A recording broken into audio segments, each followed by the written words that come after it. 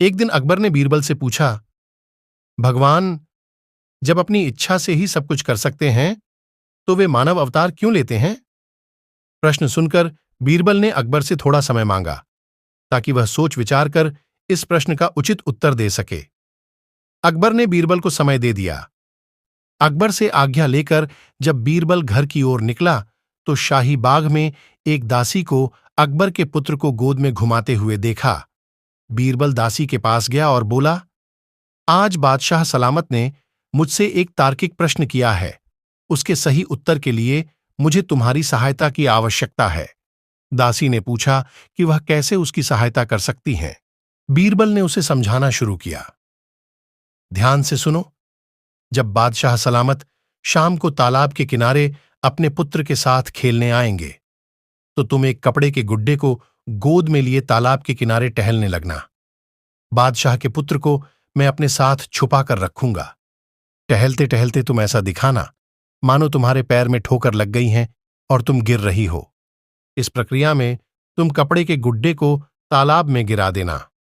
बीरबल ने दासी को यह भी विश्वास दिलाया कि उसे किसी प्रकार की परेशानी का सामना नहीं करना पड़ेगा, इसलिए वह डरे नहीं।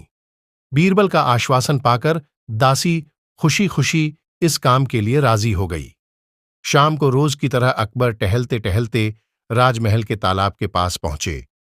उसी समय दासी बीरबल के कहे अनुसार अकबर के पुत्र के स्थान पर कपड़े का गुड्डा लेकर तालाब किनारे टहल रही थी।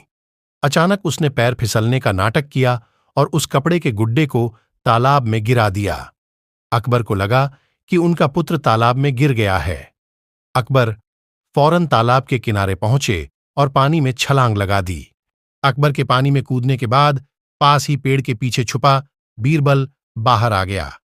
उसके साथ अकबर का पुत्र भी था। वो अकबर से बोला, जहांपनाह, चिंता मत करिए, आपका पुत्र मेरे पास है और सही सलामत है। यह देख अकबर बहुत नाराज हुए और तालाब से बाहर निकलकर सैनिकों को बीरबल को गिरफ्तार कर लेने का आदेश दिया। बीरबल ने तब बिना समय गंवाए कहा, जहांपनाह, आज दरबार में आपके मुझसे जो प्रश्न किया था मैंने बस उसका व्यावहारिक उत्तर दिया है। आपके पास इतने सारे सेवक हैं जो आपके पुत्र के प्राणों की रक्षा कर सकते थे, फिर भी अपने पुत्र बचाने आपने खुद पानी में छलांग लगा दी। ऐसा आपने अपने पुत्र के प्रति प्रेम के कारण किया।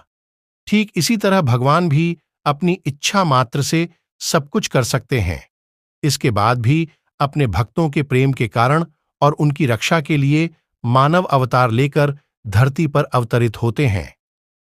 बीरबल के उत्तर से अकबर संतुष्ट हो गए। उन्होंने उसकी सजा माफ कर दी और इनाम से नवाजा।